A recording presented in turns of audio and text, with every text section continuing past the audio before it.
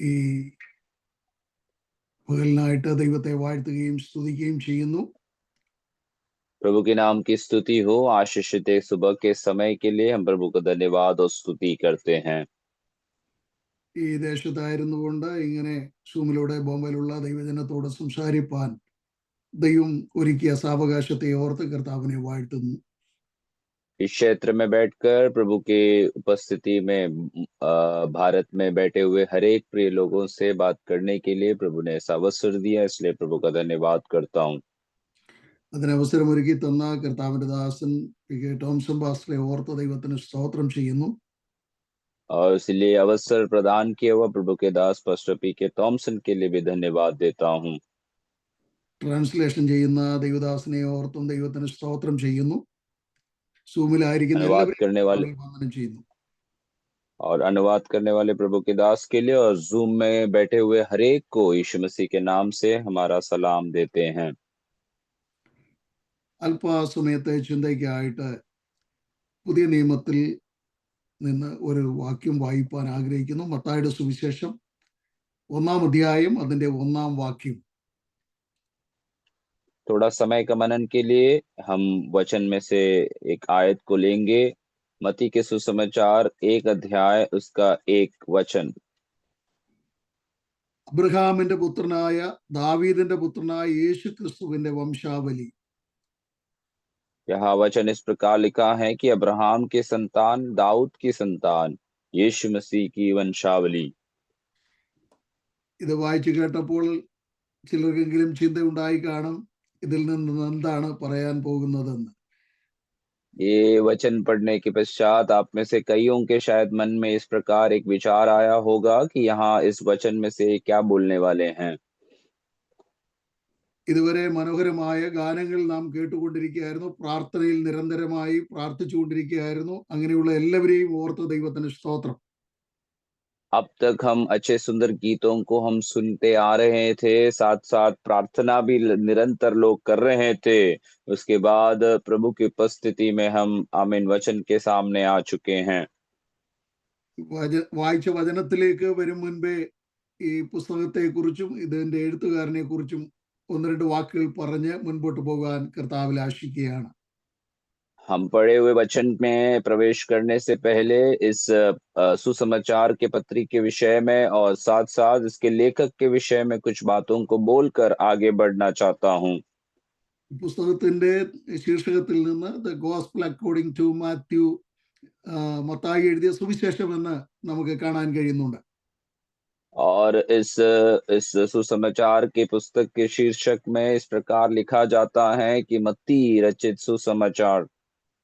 മത്തായി എന്ന വാക്കിന്റെ അർത്ഥം യഹോവയുടെ ദാനം എന്നതാണ്. मत्ती या नाम का अर्थ ही परमेश्वर का दान ऐसा कहा जाता है। ഈ മത്തായിയെ നമുക്ക് മത്തായിയുടെ സുവിശേഷം 9-ാം അധ്യായം 9-ാം വാക്യത്തിലും ലൂക്കോസിന്റെ സുവിശേഷം 5-ാം അധ്യായം 27-ാം വാക്യത്തിലും കാണാൻ കഴിയുന്നുണ്ട്. और ये मत्ती के विषय में मत्ती के सुसमाचार 9 में और लूका रचित सुसमाचार 5 के 27 में हम इनके बारे में पढ़ सकते हैं। യേശു അവിടെ നിന്ന് പോകുമ്പോൾ മത്തായി എന്നു പേരുള്ള ഒരു മനുഷ്യൻ ചുങ്കസ്ഥലത്ത് ഇരിക്കുന്നത് കണ്ട് എന്നെ അനുഗമിക്ക എന്ന് അവനോട് പറഞ്ഞു. അവൻ എഴുന്നേറ്റ് അവനെ അനുഗമിച്ചു. यीशु मसीह जब उस क्षेत्र से जा रहा था तो वहां पर एक मत्ती नामक एक मनुष्य था जो महसूल लेने के लिए चौकी पर बैठा हुआ था, और उस यीशु देखकर उसे कहता है मेरे पीछे हो ले। ലൂക്കോസിന്റെ സുവിശേഷത്തിലേക്ക് വരുമ്പോൾ അവിടെ ലേവി എന്നാണ് പേര് പറയപ്പെട്ടിരിക്കുന്നത്.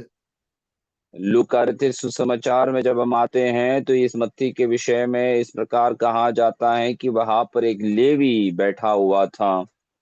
അവനോടും കർത്താവ് പറയുന്നു, നീ എന്നെ അനുഗമിക്കുക. അവൻ സകലതും വിട്ട് കർത്താവിനെ അനുഗമിച്ചു എന്ന് കാണുവാൻ കഴിയുന്നുണ്ട്. और वहां पर भी यीशु मसीह उस व्यक्ति से कहता है कि तू मेरे पीछे हो ले। वो सब कुछ को छोड़कर यीशु के पीछे चला गया। അവന്റെ ജോലി ചുങ്കം പിരിക്കുക എന്നതായിരുന്നു. ഇന്നത്തെ ഭാഷയിൽ പറഞ്ഞാൽ ടാക്സ് കളക്ടർ. और उसका व्यवसाय यह था कि वे चुंगी लेने वाला था, या आज की भाषा में यदि कहा जाए तो कर चुकाने वाला व्यक्ति था। റോമൻ ഗവൺമെന്റിന് വേണ്ടി കരം പിരിക്കുന്ന ചുമതലയായിരുന്നു ഈ വ്യക്തിയിൽ ഉണ്ടായിരുന്നത്. रोमी शासन के लिए एक चुंगी लेने का कार्य ये व्यक्ति करता था। ചുങ്കം പിരിക്കുന്നത് യഹൂദനെ സംബന്ധിച്ചിടത്തോളം നിക്ഷിപ്തമായിരിക്കുന്ന കാര്യമായിരുന്നു. और चुंगी लेना एक यहूदी के संबंधित देखा जाए तो वो उसका एक जिम्मेदारी के रूप में देखा जाता है। എന്നാൽ കർത്താവ് ഈ മനുഷ്യനെ കണ്ടിട്ട് അവനോട് പറയുകയാണ്, നീ എന്നെ അനുഗമിക്കുക. लेकिन यीशु मसीह इस व्यक्ति को देखकर इस प्रकार उससे कहता है कि तू मेरे पीछे आ। അവനെ നോക്കിയിട്ട് കർത്താവ് പറയാണ്, നീ ദൈവത്തിന്റെ ദാനമാണ്. और അല്ലെങ്കിൽ उसे देखकर അവന്റെ പേരിന്റെ उसे അർത്ഥം देख അതാണ്. यीशु मसीह उसे देखकर कहता है कि तू परमेश्वर का दान है, या उसका नाम का अर्थ यही कहा जाता है। ദൈവത്തിന്റെ ദാനമായിരിക്കുന്ന ആളുകളെ സംബന്ധിച്ചിടത്തോളം ദൈവത്തിന് ഇഷ്ടം ദൈവത്തിന്റെ ഹിതം ചെയ്യുക എന്നതാണ്. परमेश्वर के दान ऐसे लोगों से परमेश्वर का इच्छा यह होता है कि वे परमेश्वर का इच्छा जो भी अपने जीवन में है वो अपने जीवन से पूरा करे। താനായിരുന്ന ജോലി വിട്ടിട്ട് കർത്താവിനെ അനുഗമിക്കുന്നത് കാണാൻ കഴിയുന്നുണ്ട്. और वहां पर ये बात को भी हम देखते हैं कि जो वो व्यवसाय कर रहे थे उसे छोड़कर वो यीशु मसीह के पीछे हो लेता है। യേശു ശമരിയ പട്ടണത്തിൽ എത്തി സൂക്കാറിന്റെ കുളക്കരയിൽ അവിടെ ഇങ്ങനെ ക്ഷീണിതനായിരിക്കുമ്പോൾ ഒരു സ്ത്രീ വെള്ളം കോരുവാനായിട്ട് വരുന്നത് കണ്ടു. യേശു അവളോട് ചോദിച്ചു, എനിക്ക് അല്പം കുടിപ്പാൻ തരുമോ എന്ന്. यीशु मसीह जब समरिया पहुंचता है तो सुखार नाम के जगह के उस कुएं में जब वो पहुंचता है तो वहां पर एक सामरी स्त्री को देखकर यीशु मसीह उससे पूछता है, क्या तू मुझे पीने के लिए पानी देंगे। യഹൂദനും ശമര്യനും തമ്മിൽ യാതൊരു ബന്ധവുമില്ലാത്ത ഒരു കാലഘട്ടത്തിലായിരുന്നു ആ കാര്യം സംഭവിച്ചത്. और ऐसी घटना ऐसे समय पर हुआ था जब यहूदी और शामरी आपस में कोई भी संबंध को रखना पसंद नहीं करते थे। സ്ത്രീ യേശുവിനോട് ചോദിക്കുന്നു, നീ ഒരു യഹൂദനായിരിക്കെ എന്നോട് കുടിപ്പാൻ ചോദിക്കുന്നത് എന്ത്? और उस सामरी स्त्री तुरंत यीशु मसीह से यह पूछता है कि तू यहूदी होकर भी मुझसे क्यों पानी मांग रहा है। യോഹന്നാന്റെ സുവിശേഷം 4-ാം അധ്യായം അതിന്റെ 10-ാം വാക്യത്തിൽ അതിന് യേശു, നീ ദൈവത്തിന്റെ ദാനവും നിന്നോട് കുടിപ്പാൻ ചോദിക്കുന്നവൻ ആരെന്നും നീ അറിഞ്ഞുവെങ്കിൽ നീ അവനോട് ചോദിക്കുകയും അവൻ നിനക്ക് ജീവനുള്ള വെള്ളം തരികയും ചെയ്യുമായിരുന്നു എന്ന് പറഞ്ഞു. यीशु मसीह यूहन्ना 4:10 के अनुसार इस प्रकार उस स्त्री को उत्तर देता है कि तू परमेश्वर का दान है, और तुझसे जो पानी मांगता है वो कौन है, यदि तू जान जाता तो आमीन तू इस प्रकार की सवाल को नहीं पूछती, क्योंकि मैं जीवन का जल देने वाला तेरे सामने आया हूँ। ഈ സമയം എന്നെ കേൾക്കുന്ന പ്രിയപ്പെട്ട ചിലർക്കെങ്കിലും എൻ്റെ പേര് മത്തായി എന്നല്ലല്ലോ, അതിന്റെ അർത്ഥം അങ്ങനെയല്ലല്ലോ എന്ന്, എൻ്റെ പേരിന്റെ അർത്ഥം അങ്ങനെയല്ലല്ലോ എന്ന് ചിന്തിച്ചേക്കാം. പക്ഷേ ദൈവത്തിന്റെ വചനം പറയുന്നു, ഞാനും നിങ്ങളും ദൈവത്തിന്റെ ദാനമാണ്. और आज यहाँ पर बैठे हुए आप में से कई तो शायद ऐसे सोचते होंगे कि मेरा नाम मत्ती तो नहीं है, मैं परमेश्वर का दान तो नहीं हूँ, तो मेरे इससे क्या संबंध है। लेकिन आज मैं आपको सुबह के समय में याद दिलाना चाहता हूँ कि हम सब लोग जो है परमेश्वर का दान है। പട്ടണത്തിൽ എല്ലാവരും വെള്ളം കോരുവാൻ കിടന്നു വരുന്ന സമയത്ത് വെള്ളം കോരാൻ വരുവാനോ ഇല്ലെങ്കിൽ മറ്റുള്ളവരുമായി സമ്പർക്കം പുലർത്തുവാനോ കഴിയാത്ത നിലവാരത്തിൽ ഉള്ള ഒരു സ്ത്രീ ആയിരുന്നു ഈ സ്ത്രീ എന്ന് നമുക്കറിയാം. और इस सामरी स्त्री के विषय में यदि देखें तो सब शहर के लोग उस कुएं में पानी लेने के लिए आया करते थे। उस समय ना आते हुए एकांतता में रहने के समय में वे आने की एक अवस्था में आमीन वहां पर उसको हम देख पाते हैं। അവളെ നോക്കിയിട്ട് യേശു പറയാണ്, നീ ദൈവത്തിന്റെ ദാനമാണെന്ന്. और उस स्त्री को देखकर यीशु मसीह कहता है कि तू परमेश्वर का दान है। സങ്കീർത്തനം 127:3 നാം ഇങ്ങനെ വായിക്കുന്നുണ്ട്, മക്കൾ യഹോവ നൽകുന്ന അവകാശവും ഉദരഫലം അവൻ തരുന്ന പ്രതിഫലവുമാകുന്നു. और भजन संहिता 127 उसके 3 में इस प्रकार प्रभु का वचन लिखता है, देखो लड़के यहोवा का दिए हुए भाग और गर्भ का फल उसकी ओर से प्रतिफल है। അങ്ങനെയെങ്കിൽ ഇന്ന് ഈ സമയം നാം ചിന്തിക്കേണ്ട ഒരു കാര്യമുണ്ട്. എൻ്റെ പേരെന്തു തന്നെയായിരുന്നാലും, എൻ്റെ പേരിന്റെ അർത്ഥം എന്തു തന്നെയായിരുന്നാലും എനിക്കത് വിഷയമല്ല. എന്നെ കർത്താവ് കണ്ടു, കർത്താവിന്റെ ഇഷ്ടം ചെയ്യുവാൻ തക്കവണ്ണം ദൈവം എന്നെക്കുറിച്ച് ആഗ്രഹിക്കുന്നു. ഞാനും ദൈവത്തിന്റെ ദാനമാണ്. ദൈവത്തിന്റെ ദാനത്തെക്കുറിച്ച്, ദൈവത്തിന്റെ ഇഷ്ടം അവിടുത്തെ പ്രവൃത്തി ചെയ്യുക എന്നതാണ് എന്ന് മനസ്സിലാക്കണം. आज इसलिए यहाँ बैठे हुए सारे लोग ये बात को समझना है कि हम परमेश्वर का दान है और प्रभु का इच्छा करने के लिए परमेश्वर ने हमें अपनी सृष्टि को किया है, तो हम अपने जीवन को प्रभु के हाथों में समर्पित रखना है और वो प्रभु का इच्छा जो भी हमारे जीवन में है उसी को हमारे जीवन से पूरा करना है। ദൈവത്തിന്റെ സകല സൃഷ്ടികളും ദൈവത്തെ ആരാധിക്കണം എന്നുള്ളതാണ് ദൈവത്തിന്റെ ഇഷ്ടം. परमेश्वर का इच्छा यही है कि परमेश्वर की सारी सृष्टि जो है वो प्रभु की आराधना करे। സങ്കീർത്തനം 19:1 നാം ഇങ്ങനെ കാണുന്നുണ്ട്, ആകാശം ദൈവത്തിന്റെ മഹത്വത്തെയും ആകാശവിധാനം അവിടുത്തെ കൈവേലയും പ്രസിദ്ധമാക്കുന്നു എന്നും. भजन संहिता 19 उसका 1 वचन में इस प्रकार लिखा जाता है कि आकाश परमेश्वर की महिमा को और हस्तकला को प्रकट करता है। 148 സങ്കീർത്തനത്തിൽ അതിന്റെ 1 വാക്യത്തിൽ നാം കാണുന്നുണ്ട്, യഹോവയെ സ്തുതിക്കുവീൻ, സ്വർഗത്തിൽ നിന്ന് യഹോവയെ സ്തുതിപ്പീൻ, ഉന്നതങ്ങളിൽ അവനെ സ്തുതിപ്പീൻ എന്ന് രേഖപ്പെടുത്തപ്പെട്ടിരിക്കുന്നത്. और भजन संहिता 148 उसका पहला वचन में इस प्रकार लिखता है कि यहाँ की स्तुति करो, यहोवा की स्तुति स्वर्ग में से करो, उसकी स्तुति ऊंचे स्थानों में से करो। കാലാകാലങ്ങളായി ദൈവം നമ്മെ തെരഞ്ഞെടുത്തതിന്റെ പരമപ്രധാനമായ ലക്ഷ്യം എന്താണെന്ന് ചോദിച്ചാൽ ദൈവത്തെ സ്തുതിക്കുക, ദൈവത്തിന്റെ ഇഷ്ടം ചെയ്യുക എന്നുള്ളതാണ്. और समय समय पर परमेश्वर ने हमें अपने मार्ग में चुन कर ले आया है, तो परमेश्वर का इच्छा हमारे जीवन से यह है कि हम प्रभु का स्तुति निरंतर करते रहे और उसकी इच्छा को हमारे जीवन में पूरा करें। ആരൊക്കെ ദൈവത്തെ സ്തുതിക്കണമെന്ന് സങ്കീർത്തനത്തിൽ തുടർന്നുള്ള വാക്യങ്ങളിൽ കാണുന്നുണ്ട്. ദൂതന്മാരും സൈന്യവും സൂര്യനും ചന്ദ്രനും നക്ഷത്രങ്ങളും ബാല്യക്കാരും യൗവനക്കാരും എല്ലാവരും ദൈവത്തെ സ്തുതിക്കണം എന്നവിടെ കാണുന്നുണ്ട്. യെശയ്യാ പ്രവചനം 6-ാം അധ്യായം 1-2 വാക്യങ്ങൾ നാം പഠിക്കുമ്പോൾ അവിടെ ദൈവസന്നിധിയിൽ നിൽക്കുന്ന ദൂതന്മാർ, സാറാഭന്മാർ, 2 കൊണ്ട് മുഖം മൂടി, 2 കൊണ്ട് പാദം മൂടി, 2 ചിറകുകൊണ്ട് വിശ്രമം കൂടാതെ പറന്നു നിന്നുകൊണ്ട് ഒരുവനോടൊരുവൻ പറയുകയാണ്, സൈന്യങ്ങളുടെ യഹോവ പരിശുദ്ധൻ പരിശുദ്ധൻ എന്ന്. और यहाँ भजन संहिता पे कौन कौन परमेश्वर का स्तुति करना है, इसके बारे में प्रभु का वचन इस प्रकार कहता है कि स्वर्गदूत, सारी सेना, सूर्य चंद्रमा, ज्योतिमय तारागण और सब कुछ जो है वे परमेश्वर की स्तुति करे।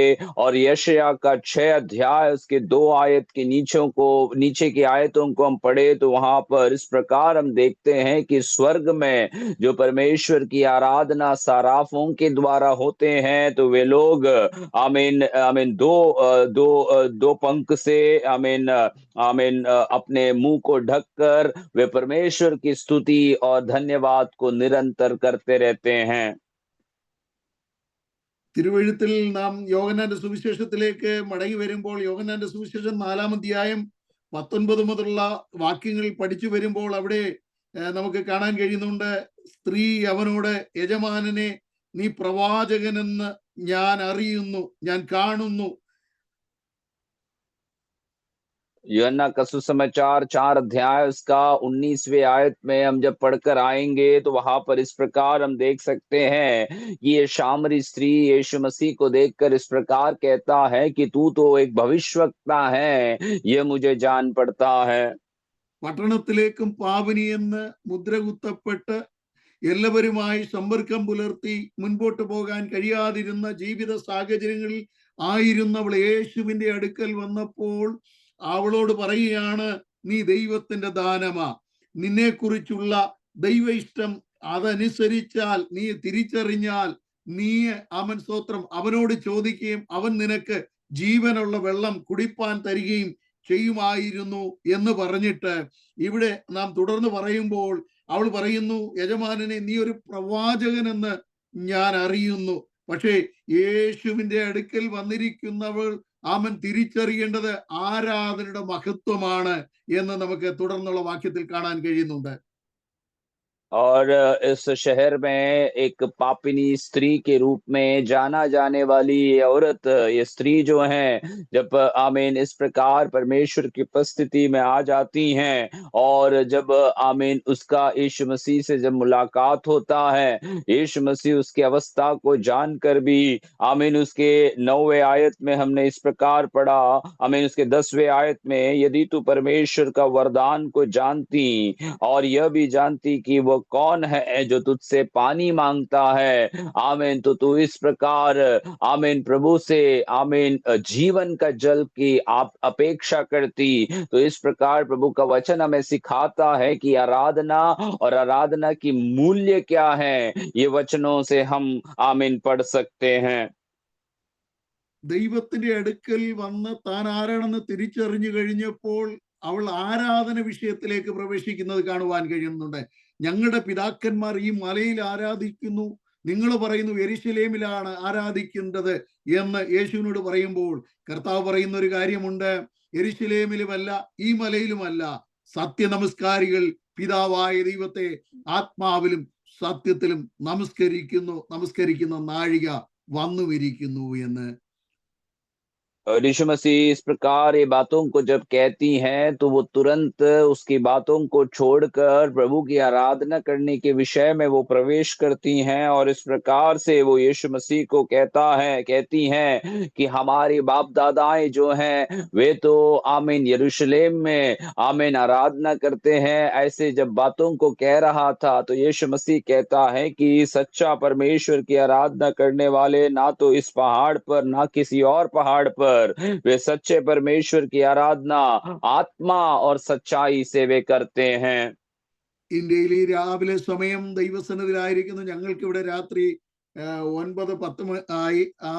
അവിടെ ആയിരിക്കുന്ന ദൈവജനം അതിരാവിലെ സമയം ദൈവം മുൻപാകെ ആയിരിക്കുന്നതിന്റെ ഉദ്ദേശം ദൈവ ഇഷ്ടം തിരിച്ചറിയുക, ആത്മാവിൽ ദൈവത്തെ ആരാധിക്കുക എന്നുള്ളതാണ്. और भारत में इस सुबेरे के समय में उपस्थित सभी प्रिय लोग जो हैं, आप लोग इतने सवेरे उठकर प्रार्थना में प्रभु की उपस्थिति में बैठने का कारण यही है कि प्रभु की आत्मा में परमेश्वर की इच्छा और परमेश्वर की आराधना हमारे जीवन में पूरा हो सके। ഇവിടെ കർത്താവ് ആരാധനയുടെ ഒരു പ്രമാണം അല്ലെങ്കിൽ ഒരു വ്യവസ്ഥ നൽകപ്പെടുന്നതായിട്ട് കാണാൻ കഴിയുന്നുണ്ട്. ആരാധിക്കുന്നത് അവിടെയുമല്ല, ആ മലയിലുമല്ല, ഇവിടെയുമല്ല, ഇല്ലെങ്കിൽ യെരുശലേമിലുമല്ല, സത്യത്തിലും ആത്മാവിലും ദൈവത്തെ ആരാധിക്കണമെന്ന്. എഫേസ്യ ലേഖനം 5-ാം അധ്യായം 19 വാക്യത്തിലേക്ക് നാം വരുമ്പോൾ, ആത്മാവ് നിറഞ്ഞവരായി സങ്കീർത്തനങ്ങളാലും സ്തുതികളാലും ആത്മീയ ഗീതങ്ങളാലും കർത്താവിന് പാടിയും അവിടുത്തെ നാമത്തെ മഹത്വപ്പെടുത്തിയും മുൻപോട്ട് പോകണം എന്ന് വചനം നമുക്ക് കാണാൻ കഴിയുന്നുണ്ട്. और यीशु मसीह इस स्त्री से इस प्रकार जवाब में बोलता है कि आमीन, प्रभु की आराधना करने वाले ना तो इस पहाड़ पे ना उस पहाड़ पर, प्रभु की आराधना करने वाले जो हैं वे आत्मा और सच्चाई में प्रभु की आराधना करेंगे।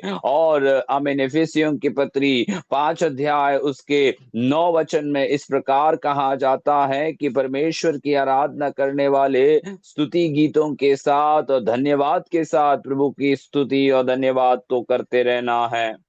ദൈവം തന്റെ ജനത്തിൽ നിന്ന് പ്രതീക്ഷിക്കുന്നത് ദൈവത്തെ പൂർണ്ണമായി ആരാധിക്കുക എന്നുള്ളതാണ്.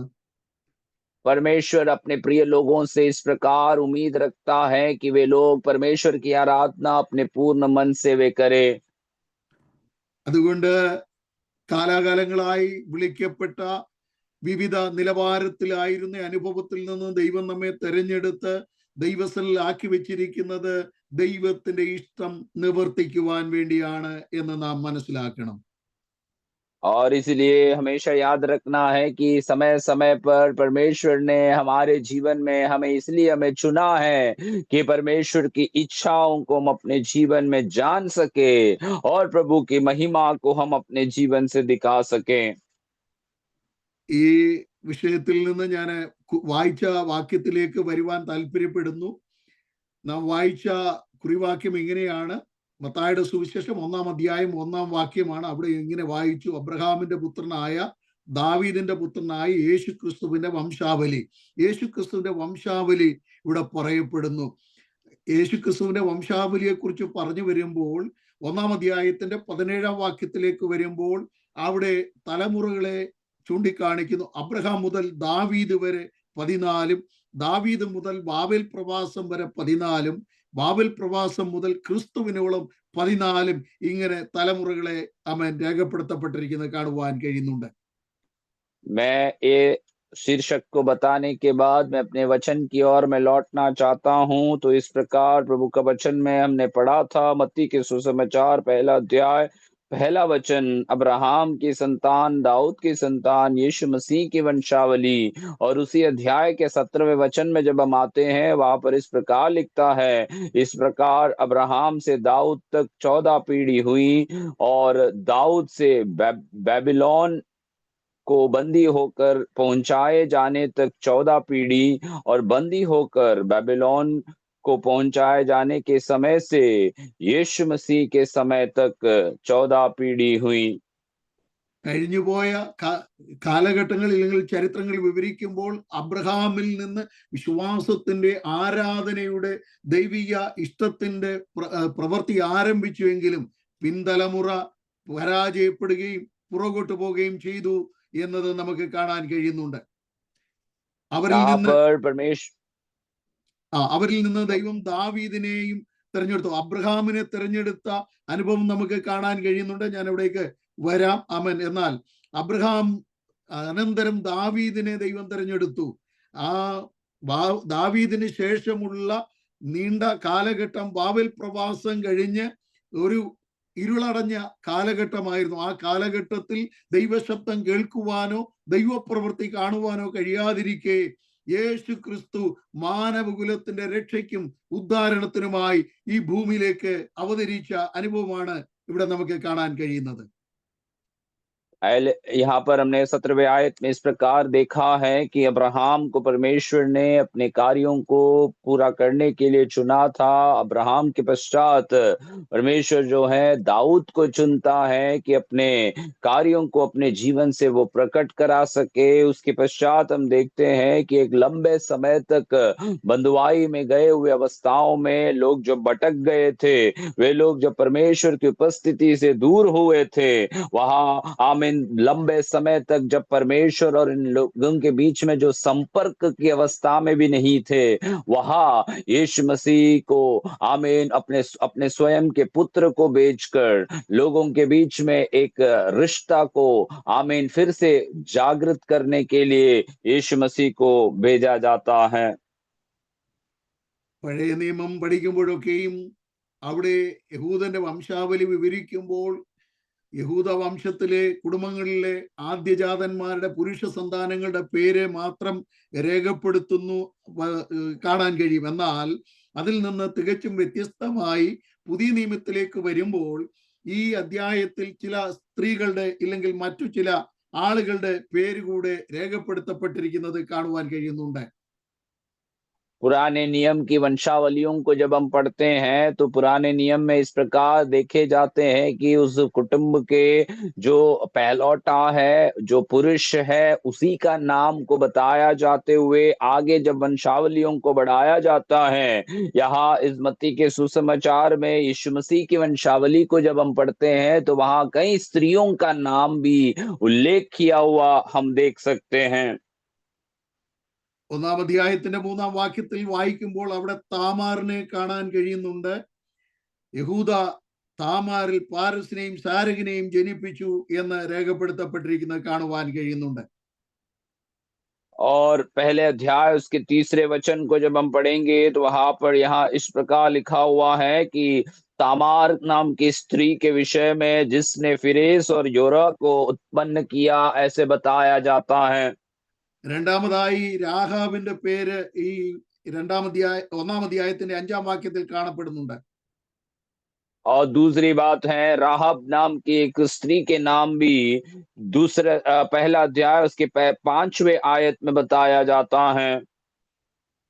അടുത്തതായിട്ട് രൂത്തിന്റെ പേര് ഈ പുസ്തകത്തിൽ രേഖപ്പെടുത്തപ്പെട്ടിരിക്കുന്നത് കാണുവാൻ കഴിയുന്നുണ്ട് 1:5 തന്നെ. और अगला 1:5 में ही रूत नाम की स्त्री के विषय में भी बताया जा रहा है। അടുത്തതായിട്ട് ഊരിയാവിന്റെ ഭാര്യയായിരുന്ന ബത്സേബയെ കുറിച്ച് നമുക്ക് കാണുവാൻ കഴിയുന്നുണ്ട്. और उसके अगला आयतों में हम देख सकते हैं कि ऊरिया की पत्नी बत्शेबा के विषय में भी यहाँ पर उल्लेख किया गया है। 2 ശമൂവേൽ 11-ാം അധ്യായം അതിന്റെ 3-ാം വാക്യം പിന്നീട് വായിച്ചു കൊള്ളുക. और दूसरा समूएल 11 अध्याय उसका 3 आयत को बाद में आप पढ़ लेना। മത്തായിയുടെ സുവിശേഷം 1-ാം അധ്യായം 16-ാം വാക്യത്തിലേക്ക് വരുമ്പോൾ നമുക്ക് മറിയയെ അവിടെ കാണാൻ കഴിയുന്നുണ്ട്. मत्ती के सुसमाचार 1 अध्याय उसके 16वें पद में जब हम आते हैं वहां पर मरियम के विषय में हम देख पाते हैं। വംശാവലി എഴുതി വരുമ്പോൾ അതിനകത്ത് പുരുഷ സന്താനങ്ങളുടെ പേരെഴുതി ന്യായപ്രമാണത്തിന്റെ വ്യവസ്ഥകൾ തുടരരുത്, അടുക്കരുത്, പ്രവേശിക്കരുത് എന്നൊക്കെയുള്ള കഠിനമായ ഉപദേശങ്ങളും അതിന്റെ വ്യവസ്ഥകളും ഉണ്ടായിരിക്കെ അതിൽ നിന്ന് വ്യത്യസ്തമായി മാനവകുലം പാപത്തിൽ, നാശത്തിൽ, അകൃത്യത്തിൽ നഷ്ടപ്പെട്ടുകൊണ്ട് ഇരിക്കുന്നു എന്ന് തിരിച്ചറിഞ്ഞ് ദൈവം തന്റെ പുത്രനെ ഈ ലോകത്തിലേക്ക് അയച്ചു. അവിടുന്ന് സകല മനുഷ്യരെയും തെരഞ്ഞെടുക്കുന്നതായി, രക്ഷിക്കുന്നതായിട്ട് നമുക്ക് കാണാൻ കഴിയുന്നുണ്ട്. और मानव जाति जब परमेश्वर की उपस्थिति में पाप के कारण प्रभु से दूर हुए थे, पुराने नियम में हम देखते हैं कि परमेश्वर की व्यवस्था इस प्रकार की थी कि कई चीजों को छूना नहीं है, कई चीजों के पास जाना नहीं है। ऐसी जब व्यवस्थाएं जब हो रही थी, आमीन, नए नियम में हम देखते हैं कि मानव जाति जब प्रभु से दूर हो जाते हैं तो परमेश्वर उन लोगों को लौटा कर ले आने के लिए परमेश्वर अपनी योजनाओं को प्रकट करता है। ഞാൻ ഇവിടുന്ന് 5 പേരുകൾ പ്രത്യേകിച്ച് എടുത്തു പറയുണ്ടായി. എല്ലാത്തിലേക്കും പോകുന്നില്ല. എന്നാൽ 1-2 പേരുകൾ എടുത്തു പറഞ്ഞിട്ട് മുൻപോട്ട് പോകുവാൻ ആഗ്രഹിക്കുകയാണ്. രൂത്ത് പിന്നെ ഒരു മോവാബിയ സ്ത്രീ ആയിരുന്ന രൂത്ത് ബേത്ലഹേമിലേക്ക് വരുന്നത് നിമിത്തം അവൾ അനുഗ്രഹിക്കപ്പെടുന്നതായിട്ട് കാണാൻ കഴിയുന്നുണ്ട്. അപ്പത്തിന്റെ ഭവനമായ ബേത്ലഹേമിൽ ക്ഷാമമുണ്ടാക നിമിത്തം ഒരു കുടുംബം മോവാബിലേക്ക് പോയി. ദൈവത്തിന്റെ ന്യായപ്രമാണം പറയുന്നത് മോവാബിന്റെയും അമോന്റെയും 10-ാം തലമുറ പോലും ദൈവസന്നിധിയിൽ പ്രവേശിപ്പാൻ പാടില്ല എന്ന് വ്യവസ്ഥ ഇരിക്കെ, ഇതാ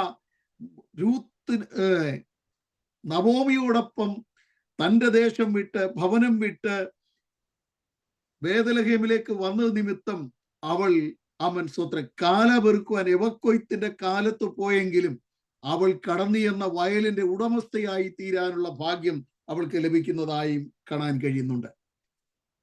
और हम यहाँ पर मुख्य रीति से 5 स्त्रियों के नाम को हमने यहाँ पर उल्लेख किया है, लेकिन मैं सारे लोगों के बारे में नहीं बोलना चाहूंगा। 2-3 बातों को बताकर मैं आगे बढ़ता हूँ। यहाँ रूत के नाम हम देखे हैं। रूत के जीवन के विषय में हम देखेंगे तो परमेश्वर का वचन पढ़ने के समय में ये बात को बताया जाता है कि नवोमी और उसका परिवार जो था वो रोटी का घराना जो बेतलहम है वो छोड़कर वे लोग मोआब देश में चले जाते हैं। कारण ये है कि बेतलहम में जब अकाल पड़े थे तो वे मोआब की ओर आमीन चले गए, और मोआब के लोगों के विषय में परमेश्वर का वचन ये कहता है कि 10 पीढ़ी तक वे लोग श्रापित हैं और प्रभु की उपस्थिति में वे प्रवेश नहीं कर सकते हैं। ऐसे संदर्भ में हम रूत को जो नवमी के साथ लौट कर बेतलहम में आते हुए देखते हैं और उसके बाद वो बोस के उस खेती में आमीन बीज बोने या बीज उठाने के लिए वे जाती हैं और कैसे उसका जीवन आशीषित होता है। അതിന്റെ വിശദീകരണത്തിലേക്ക് പോകുന്നില്ല. കർത്താവിന്റെ ദാസൻ പല കാര്യങ്ങളും അതിനോട് ചേർത്ത് പറഞ്ഞു. അതുകൊണ്ട് വിശദീകരണത്തിലേക്ക് പോകുന്നില്ല. എങ്കിലും ബോബസ് അവളോട് പറയുന്നു, നിന്റെ ഭർത്താവ് മരിച്ച ശേഷവും നീ അമ്മായിയമ്മയോട് ചെയ്തതൊക്കെയും ഞാൻ അറിഞ്ഞു എന്ന്. എന്നിട്ട് പിന്നത്തേതിൽ ബോബസ് അവളോട് പറയുകയാണ്, ഇസ്രയേലിന്റെ ദൈവത്തിന്റെ ചിറയിൻ കീഴിൽ ആശ്രയം വെച്ച് വന്നിരിക്കുന്ന നിനക്ക് യഹോവ പൂർണ്ണ പ്രതിഫലം നൽകുമാറാകട്ടെ.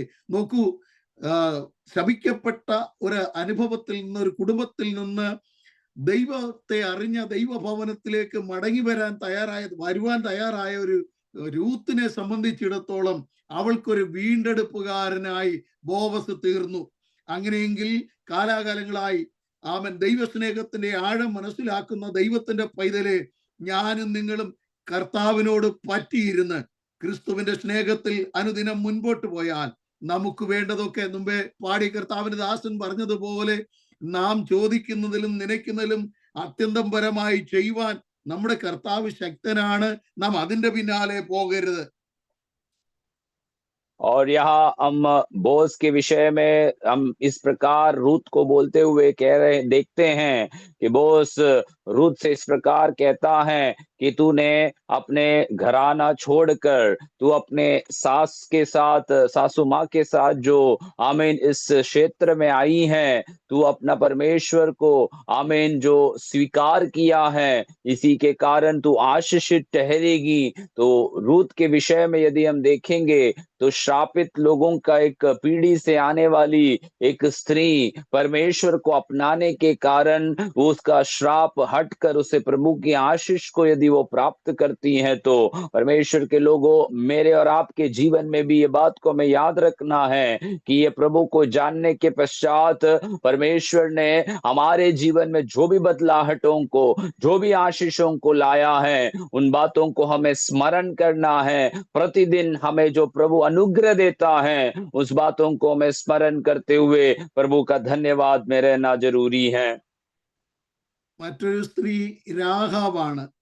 പട്ടണത്തിലേക്കും പാപിനിയായി അല്ലെങ്കിൽ ദുഷിച്ച ജീവിത വൃത്തിയിലൂടെ അല്ലെങ്കിൽ വേശ്യവൃത്തിയിലൂടെ ജീവിച്ചു വന്ന ഒരനുഭവത്തിൽ മുൻപോട്ട് പോകുന്ന ആ കാലത്ത് അവൾ പട്ടണ മതിലിന് ചേർന്ന് പാർക്കെ യോശുവ അയച്ച ഒറ്റുകാരെ തിരിച്ചറിയുകയും അവരെ കൈക്കൊള്ളുകയും അവരെ ഒളിപ്പിച്ച് പിന്നത്തേതിൽ ശത്രുവിന്റെ കയ്യിൽ ഏൽപ്പിക്കാതെ വണ്ണം പറഞ്ഞയക്കുകയും ചെയ്തു.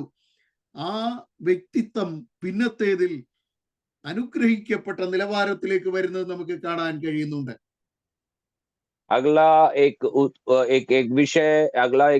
व्यक्ति के बारे में हम बताते हैं, वो है रहाब के नाम है। रहाब की जीवन कथा को हम जानते हैं कि एक वेश्यावृत्ति की कार्य को करने वाली ये स्त्री जब यहोशू के द्वारा भेजे हुए जासूसों को अपने घर में छिपा रखती हैं, शत्रु सेना से आक्रमण होने के लिए वो जब नहीं देती हैं, और अंत में जब उस देश को जब उजाड़ दिया गया, तो यहोशू के लोगों के द्वारा जो उन्होंने वायदा दिया था, उसी प्रकार रहाब और उसके परिवार को वे बचा देते हैं। മത്തായിയുടെ സുവിശേഷം 16-ാം അധ്യായത്തിൽ നാം വായിച്ചിടത്ത് യാക്കോബ് മറിയുടെ ഭർത്താവായ യോസഫിനെ ജനിപ്പിച്ചു, അവളിൽ നിന്ന് ക്രിസ്തു എന്ന് പേരുള്ള യേശു ജനിച്ചു എന്ന് കാണുവാൻ കഴിയുന്നുണ്ട്. मत्ती के सुसमाचार उसके 1 अध्याय 16 वचन में इस प्रकार लिखा गया है कि याकूब से यूसुफ उत्पन्न हुआ जो मरियम का पति था, और मरियम से यीशु जो मसीह कहलाता है उत्पन्न हुआ।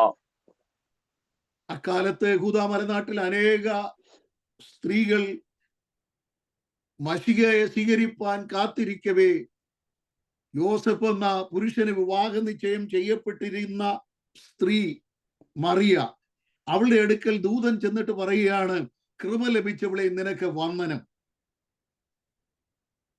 उन दिनों में बहुत सारी जो स्त्रियां थी, वे लोग उस मसीहा को स्वीकार करने के लिए जब वे इंतजार में रहती थीं, उन दिनों में हम वचन में देखते हैं कि परमेश्वर का स्वर्गदूत मरियम के पास प्रकट होकर उसे आमीन इस प्रकार वंदना देती हैं कि स्त्रियों में से तू श्रेष्ठ माना जाता है। ന്യായപ്രമാണം അനുസരിച്ച് വിവാഹത്തിന് മുമ്പേ ഒരു സ്ത്രീ ഗർഭിണിയായാൽ അവളെ കല്ലെറിഞ്ഞു കൊല്ലാൻ പ്രമാണമുണ്ടായിരുന്നു. അവളെ കല്ലെറിയാൻ യോസഫും റബിമാരും ശാസ്ത്രിമാരും പരീശന്മാരും ഒക്കെ കല്ലുമായി നിൽക്കുന്ന സാഹചര്യങ്ങളുടെ നടുവിൽ ദൈവം മറിയെ തിരഞ്ഞെടുത്തു. അവളിൽ കൂടെ ലോകരക്ഷകനായ ക്രിസ്തു ഈ ഭൂമിയിൽ വെളിപ്പെടുവാൻ ദൈവം പദ്ധതിയിട്ടു. पुराने नियम की व्यवस्था के अनुसार एक स्त्री यदि विवाह से पहले गर्भवती होती है तो व्यवस्था इस प्रकार आज्ञा देता है कि उस स्त्री को पत्थर मारकर मार दिया जाए। ऐसे एक स्थिति में जब यूसुफ ने ये बात को जान लिया कि मरियम जो है गर्भवती है, परमेश्वर की बात की आज्ञा को मानकर वे लोग उस बच्चे को सुरक्षित रखने के लिए वे लोग तैयार हुए और उसी के कारणवश हम देखते हैं कि एक मसीहा इस दुनिया में जन्म लिया। തികച്ചും അവിശ്വസനീയമായ ഒരു സാഹചര്യത്തിലാണ് ദൂതന്റെ സന്ദേശമെങ്കിലും ആ ദൂതന്റെ ശബ്ദം കേട്ടു കഴിഞ്ഞപ്പോൾ മറിയ പറയാണ്, ഇതാ ഞാൻ കർത്താവിന്റെ ദാസി, അവിടുത്തെ ഇഷ്ടം പോലെ എനിക്ക് ഭവിക്കട്ടെ എന്ന്. ദൈവം നമ്മെ തെരഞ്ഞെടുത്തെങ്കിൽ നോക്കൂ, എന്തുകൊണ്ട് മറിയെ തെരഞ്ഞെടുത്തു എന്ന് ചോദിച്ചാൽ, ദൈവം മുന്നമേ കണ്ടിരുന്നു അവളെ സംരക്ഷണ ചെയ്യുവാൻ. ദൈവപുത്രൻ ഈ ഭൂമിയിൽ വെളിപ്പെടും വരെ അവൻ ഈ ലോകത്തിൽ സംരക്ഷണം നൽകുവാൻ ഒരു യോസഫിനെ ദൈവം മുന്നമേ കരുതിയിരുന്നു. അങ്ങനെയെങ്കിൽ നമ്മുടെ സാഹചര്യം എന്താകട്ടെ, നാം കടന്നുപോയ പാത എന്താകട്ടെ, ഒരുപക്ഷെ ജീവിതത്തിന്റെ പരാജയങ്ങൾ നമ്മുടെ ജീവിതത്തിൽ ഉണ്ടായിരുന്നിരിക്കാം, അവയൊക്കെ വിട്ട് കർത്താവിനെ സേവിപ്പാൻ ഇറങ്ങിത്തിരിച്ചെങ്കിൽ ആമേൻ നാം ഒരിക്കലും പരാജയപ്പെട്ടു പോകാൻ ശത്രു നമ്മെ ആമേൻ ഹല്ലേലൂയ ദൈവകൃപയിൽ നിന്ന് അന്യപ്പെടുത്തി കളയാൻ ദൈവം അനുവദിക്കുന്ന ദൈവമല്ല എന്ന് നാം തിരിച്ചറിയണം. और ये बात को हम जानते हैं कि मरियम की अवस्था में जब परमेश्वर की वायदा को स्वीकार करते हुए अचानक आमीन जब वायदा को वो प्राप्त करती हैं, स्वर्गदूत आकर उसके जीवन में ये बातों को जब कह देती हैं, मरियम अपने आप को प्रभु के हाथों में सौंप कर इस प्रकार कहती हैं कि मैं तेरी दासी हूँ, तेरी इच्छा अनुसार मेरे जीवन में तू कर दे। तो ऐसी अवस्था में परमेश्वर ने पहले ही मरियम के लिए सारी योजनाओं को प्रकट कर लिया था कि मरियम को सुरक्षित रखने के लिए, लोगों के हाथों से बचाने के लिए, यीशु मसीह का जब तक जन्म ना हो तब तक उसे सारे ऐसे सामाजिक तत्वों से बचाने के लिए उसे एक यूसुफ को परमेश्वर ने तैयार कर रहा था। ऐसा है तो परमेश्वर के प्रिय लोगों, हमारे भी जीवन में परमेश्वर यदि वायदा दिया है तो वायदा को पूरा करने के लिए, वायदाओं को सुरक्षित रखने के लिए वो परमेश्वर तैयार है और वो करेगा भी। ന്യായപ്രമാണത്തിന്റെ ആചാരങ്ങൾക്കും കർമ്മങ്ങൾക്കും മാനവകുലത്തിന് രക്ഷ നൽകാൻ കഴിയാതിരിക്കുമ്പോൾ, ന്യായപ്രമാണം മനുഷ്യനെ അകറ്റി നിർത്തിയപ്പോൾ, ദൈവകൃപയിലേക്ക് വരുവാൻ കഴിയാതെ, ആരാധനയിലേക്ക് വരാൻ കഴിയാതെ അകറ്റി മാറ്റിയപ്പോൾ, ഇതാ അവൻ സ്വത്രം ദൈവത്തോടടുക്കാൻ, ദൈവ സാന്നിധ്യം തിരിച്ചറിയാൻ, ദൈവിക രക്ഷയിലേക്ക്, നിത്യജീവങ്കിലേക്ക് കടന്നു ചെല്ലാൻ ന്യായപ്രമാണത്തിന്റെ കർമ്മങ്ങൾ, ആചാരങ്ങൾ, വ്യവസ്ഥകൾ കൊണ്ട് വിടുതൽ ലഭിക്കാതിരുന്നിടത്ത് മാനവകുലത്തിന്റെ രക്ഷയ്ക്ക് വേണ്ടി ദൈവപുത്രൻ ഈ ലോകത്തിൽ വെളിപ്പെടുന്നത് നമുക്ക് കാണാൻ കഴിയും. और पुराने नियम में हम ये बात को जानते हैं कि जब व्यवस्था परमेश्वर के लोगों को जब बचा नहीं पा रहे थे, व्यवस्था के कारण कई ऐसी जो विधियां थी, कई ऐसी जो नियमें थे जो परमेश्वर से लोगों को जब अलग करने की अवस्था में हम देखते हैं, तो यहाँ सारे मानव जाति के उद्धार के लिए, मानव जाति को परमेश्वर के साथ फिर से उस अनंतता के रिश्ते में जोड़ने के लिए यहाँ यीशु मसीह को जन्म होते हुए हम देखते हैं।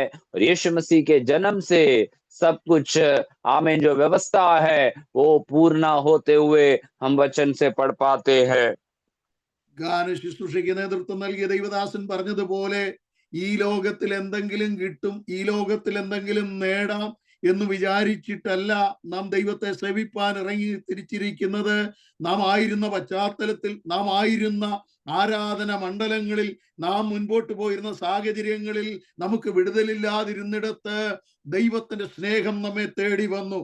പാപത്തിന്റെ ശക്തികൾ നമ്മെ കീഴടക്കിക്കൊണ്ടിരുന്ന ഇടത്ത് നിന്ന് നമ്മെ രക്ഷിച്ച് നിത്യതയിലേക്ക് നയിക്കുവാൻ കർത്താവ് ഈ ലോകത്തിൽ വെളിപ്പെട്ടു വന്നു. ആ കർത്താവിന്റെ സ്നേഹത്തിലാണ് നാം ആയിരിക്കുന്നത്.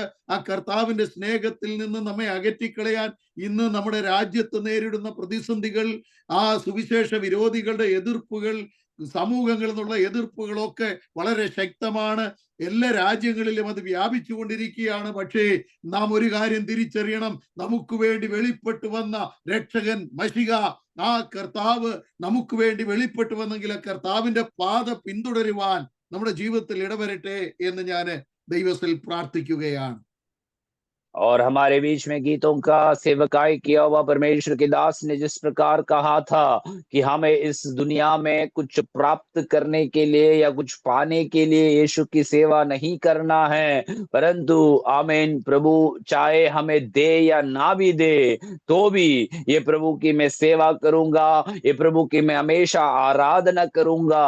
ऐसे एक जीवन अवस्था में हमारी और आपकी जीवन आप पहुंचना जरूरी है। आमीन। यीशु मसीह जो मानव जाति के आमीन पापों को अपने ऊपर लेकर आमीन सारे संसार को आमीन अपने द्वारा रक्षा पहुंचाने के लिए, उद्धार पहुंचाने के लिए यीशु मसीह आया है, तो आमीन उस यीशु मसीह के उद्धार के कारण आमीन उसके अनंत जीवन के उस वायदे से हमें जो आशीषों को प्रभु ने दिया है वो हमारे जीवन में आमीन हम जब कष्ट और दुख को अनुभव करते हैं, खास करके हमारे देश में अनेक स्थानों में, अनेक राज्यों में जब सताव और पीड़ा आमीन इस प्रकार की जाती हैं, उस समयों में भी हमें ये बात को याद रखना है कि ये परमेश्वर ने जिसने मुझे उद्धार दिया है, जिसने मुझे उस अनंतता का वायदा दिया है, वो परमेश्वर को छोड़कर मैं कभी नहीं जाऊंगा। പ്രതികൂലങ്ങളും പീഡകളും ഇന്ന് തുടങ്ങിയതല്ല. 1-ാം നൂറ്റാണ്ടിൽ മുതൽ ക്രിസ്തുവിന്റെ ആഗമനം മുതൽ ഉണ്ടായതാണ്. എബ്രായ ലേഖനം നാം പഠിക്കുമ്പോൾ യഹൂദ പശ്ചാത്തലത്തിൽ നിന്ന് കർത്താവിങ്കിലേക്ക് വന്ന ആളുകളെ വ്യതിചലിപ്പിക്കുവാൻ പീഡകളും പ്രതിസന്ധികളും ഉണ്ടായ അനുഭവങ്ങൾ അവിടെ എബ്രായ ലേഖനം 10-ാം അധ്യായത്തിന്റെ 32-ാം വാക്യത്തിൽ നാം വായിക്കുന്നുണ്ട്. എന്നാൽ പ്രകാശനം ലഭിച്ച ശേഷം നിങ്ങൾ പീഡകളാലും നിന്ദകളാലും കൂത്തുകാഴ്ചയായി ഭവിച്ചും ആവകെ അനുഭവിച്ചവർക്ക് കൂട്ടാളികളായി തീർന്ന ഒരു പൂർവ്വകാലത്തെ കുറിച്ച് എബ്രായ ലേഖന കർത്താവിടെ രേഖപ്പെടുത്തപ്പെട്ടിരിക്കുന്നത് നമുക്ക് കാണാൻ കഴിയും. और इब्रानियों की पत्री में वचन में हमें इस प्रकार पढ़ते हैं कि पीड़ा जो है आज और कल शुरुआत हुआ नहीं है, परंतु पहली ही शताब्दी से परमेश्वर के लोग या मसीह लोग जो हैं वो सताव और पीड़ा को झेलते आए हैं। इब्रानियों की पत्री 10 अध्याय उसके 32 वचन में इस प्रकार लिखता है कि आमीन, वे लोग ज्योति पाकर दुखों के बड़े संघर्ष में वे लोग स्थिर रहने पाए थे। നാം ആരുടെ അടുക്കൽ വന്നിരിക്കുന്നെന്നും ആരാണ് നമ്മെ വിളിച്ചതെന്നും തെരഞ്ഞെടുത്തെന്നും ഉത്തമമായ ബോധ്യം നമ്മുടെ ജീവിതത്തിൽ ഉണ്ടെങ്കിൽ ഇതിനൊന്നും ഈ ആമൻ പ്രതികൂലങ്ങൾക്ക് അപ്പോസ്തലനായ പൗലോസ് പറയുമ്പോൾ ഉയരത്തിനോ ആഴത്തിനോ വരുവാനുള്ളതിനോ ഇപ്പോഴുള്ളതിനോ ഒന്നിനും കർത്താവിന്റെ സ്നേഹത്തിൽ നിന്ന് എന്നെ അകറ്റിക്കളയുവാൻ കഴിയുകയില്ല എന്ന് രേഖപ്പെടുത്തപ്പെട്ടിരിക്കുന്നത് കാണാൻ കഴിയും. और हम किसके पास आए हैं, कौन हमें उद्धार दिया है, इन बातों को यदि हम स्मरण करते हैं तो हमारे जीवन में आज होने वाली संकट, हमारे जीवन में आज होने वाले दुख और पीड़ा आमीन ये हमारे लिए कोई भी हमारे प्रभु के पास जाने के लिए हमारा बाधा नहीं बनेगा।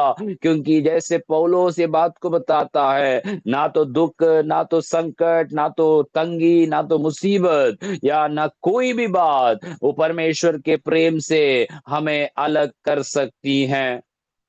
ഈ പുസ്തകത്തിന്റെ ആദ്യത്തെ പേരുകൾ വായിച്ച അബ്രഹാമിനെ കുറിച്ചും ദാവീദിനെ കുറിച്ചും 1-2 വാക്കുകൾ പറഞ്ഞിട്ട് ഞാൻ വീണ്ടും യേശു ക്രിസ്തുവിലേക്ക് കടന്നു വരുന്നതാണ്. അബ്രഹാമിന്റെ പേര് പുതിയ നിയമത്തിന്റെ ആരംഭത്തിൽ വരുവാൻ കാരണം എന്താണ് എന്ന് ചോദിച്ചാൽ, മെസൊപ്പൊത്താമിയയിലെ യൂഫ്രട്ടീസ് ടൈഗ്രീസ് നദിക്ക് ഇടയിൽ സ്ഥിതി ചെയ്യുന്ന സ്ഥലമാണ് ഊർ എന്ന് പറയുന്ന പട്ടണം. और इस पुस्तक में हमने जो पहले पढ़े हुए 2 लोगों के बारे में कुछ बातों को बताकर मैं फिर से यीशु मसीह के जीवन में आने के लिए इच्छा रखता हूँ।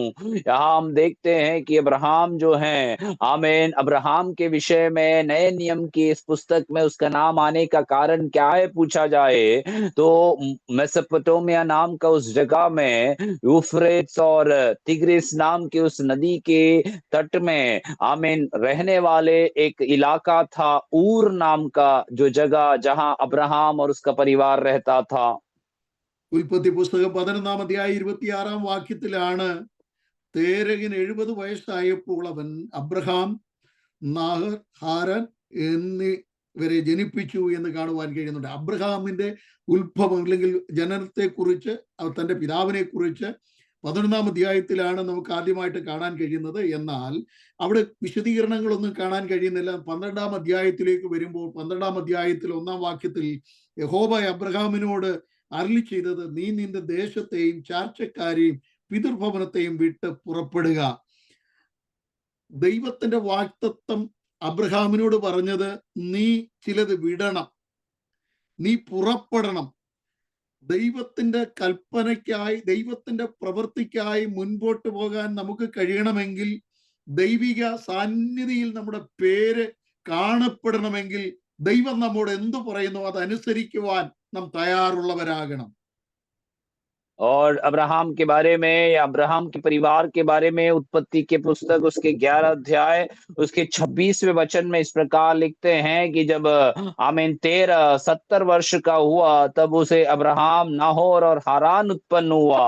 उसके बाद सीधे 12 के 1 आयत में जब हम आते हैं, वहां अब्राहम से यहोवा परमेश्वर यूं कहता है, तू अपने देश, अपने कुटुंबी, अपने पिता को छोड़कर उस देश को चला जा जो तुम्हें मैं तुझे दिखाऊंगा। तो प्रभु का वचन हमें यह बात को सिखाता है कि परमेश्वर की उपस्थिति में हमें जाना है तो हमें हमारे जीवन में कुछ को छोड़ना जरूरी है, कुछ को अलग करना जरूरी है, तभी हम प्रभु की उपस्थिति में हमारे नाम को पा सकते हैं। തേജോമാനായ ദൈവത്തിന്റെ പ്രത്യക്ഷതയും ദൈവശബ്ദവും അബ്രഹാം അനുസരിച്ചു. അത് ഒന്നാമത്തെ ക്വാളിറ്റിയാണ്. എന്നാൽ അത് മാത്രമല്ല, മുൻപോട്ടുള്ള ഗമനത്തിന് തടസ്സമായി വരുന്ന പ്രശ്നങ്ങളിൽ നിന്ന് ഒഴിഞ്ഞ് ദൈവത്തിന്റെ ഇഷ്ടം മനസ്സിലാക്കി ദൈവം പറഞ്ഞതനുസരിച്ച് മുൻപോട്ട് പോകാൻ ഒരുക്കപ്പെടുന്ന ഒരു അബ്രഹാമിനെ 13-ാം അധ്യായം 9-ാം വാക്യത്തിൽ നമുക്ക് കാണാൻ കഴിയുന്നുണ്ട്. സഹോദരപുത്രനായ ലോത്തിന്റെ ഇടയന്മാരും അബ്രഹാമിന്റെ ഇടയന്മാരും തമ്മിലുള്ള പ്രശ്നങ്ങളോടുള്ള ബന്ധത്തിൽ അബ്രഹാം ലോത്തിനോട് പറയുകയാണ്, ദേശമെല്ലാം നിന്റെ മുൻപിൽ കിടക്കുന്നു, നോക്കൂ, നീ ഇടത്തോട്ടെങ്കിൽ ഞാൻ വലത്തോട്ട്, നീ വലത്തോട്ടെങ്കിൽ ഞാൻ ഇടത്തോട്ട്, നിനക്ക് ഇഷ്ടമുള്ളത് തിരഞ്ഞെടുത്തുകൊള്ളുക എന്ന് പറയുന്നു. എങ്കിലും ആമൻ ലോത്ത് വിട്ടുപിരിഞ്ഞ ശേഷം വീണ്ടും അബ്രഹാം ദൈവശബ്ദം കേൾക്കുന്നതായിട്ട് കാണാൻ കഴിയുന്നുണ്ട്. ജീവിതത്തിൽ ദൈവശബ്ദം കേട്ട് ഇറങ്ങിത്തിരിച്ച് അബ്രഹാമിന് തേരകും കൂടെ ഉണ്ടായിരുന്നപ്പോൾ, ലോത്തും കൂടെ ഉണ്ടായിരുന്നപ്പോൾ ദൈവശബ്ദം കേൾക്കാൻ കഴിഞ്ഞിരുന്നില്ല. നമ്മുടെ ആത്മീയ ജീവിതത്തിൽ നമ്മെ പിന്തുടരുന്ന, നമ്മെ മുൻപോട്ട് വിടാതെ വണ്ണം തടസ്സമായി വെളിപ്പെടുന്ന ഏതൊരനുഭവമായിരുന്നാലും അതിനെ വിട്ടൊഴിഞ്ഞ് ദൈവശബ്ദത്തിന് മുൻപോട്ട് പോകാൻ ഒരുക്കപ്പെടുമ്പോഴാണ് ദൈവത്തിന്റെ പ്രവൃത്തി നമുക്കായി വെളിപ്പെടുന്നത് കാണുവാൻ കഴിയുന്നത്. अब्राहम के विषय में हम ये बात को देखते हैं कि अब्राहम ने अपने जीवन में आगे की यात्रा के समय में लोत उसके साथ यात्रा कर रहे थे। बाद में कुछ कारणवश परमेश्वर का वचन में हम देखते हैं कि अब्राहम लोत को कहता है कि तू दाएं ओर जाए तो मैं बाएं ओर जाऊंगा, तू बाएं ओर जा रहा है तो मैं दाएं ओर चले जाऊंगा। ऐसी एक विभाजन, ऐसी एक रास्ता बदलने का अनुभव में अब्राहम और लोत चले जाते हैं। और तुरंत हम वचन को पढ़ते हैं तो वहां पर देखता है कि परमेश्वर ने अब्राहम से फिर से बातें की। तो ऐसा है तो हमारे जीवन में हमें बात को याद रखना जरूरी है कि परमेश्वर यदि हमसे संपर्क में रहना है, प्रभु हमारे साथ बातें करते रहना है, प्रभु की आवाज को सुनकर आगे बढ़ना है, तो जो चीजों को हमारे जीवन से छोड़ना जरूरी है, उन्हें छोड़कर हम आगे बढ़ने के लिए तैयार होते हैं, तो समय समय पर प्रभु के वचन को, आवाज को सुनकर हम अपनी यात्रा को जारी रख सकते हैं। ലോത്തിനോട് അബ്രഹാം പറയുന്നൊരു കാര്യമുണ്ട്, നീ പോകുന്നതിന് എതിർദിശയിലേക്ക് ഞാൻ സഞ്ചരിക്കുമെന്ന്. പക്ഷേ അവൻ ദൈവശബ്ദം കേട്ട് ഇറങ്ങിത്തിരിച്ച ഒരുവന് അങ്ങനെ പോകാൻ കഴിയില്ല. ലോത്ത് അബ്രഹാമിനെ പിരിഞ്ഞ ശേഷം അബ്രഹാം അവിടെ തന്നെയായിരുന്നു. അബ്രഹാമിനോട് ദൈവം പറയുകയാണ്, ദേശമെല്ലാം ഞാൻ നിനക്കും നിന്റെ സന്തതിക്കുമായി നൽകപ്പെടുന്നു എന്ന്. और लोत से अब्राहम इस प्रकार कह रहा था कि तू जो दिशा में जाएंगे तो उसका उलट दिशा में मैं चले जाऊंगा, लेकिन परमेश्वर की उपस्थिति में प्रभु के सामने रहने वाला व्यक्ति अपनी मर्जी के अनुसार जाने के लिए पसंद नहीं करता है। इसलिए जब लोत चला गया तो अब्राहम वहीं ठहरा रहा, और परमेश्वर ने अब्राहम से फिर बात किया कि ये सारे देश जो तू देख रहा है, ये मैं तुझे दे देता हूं।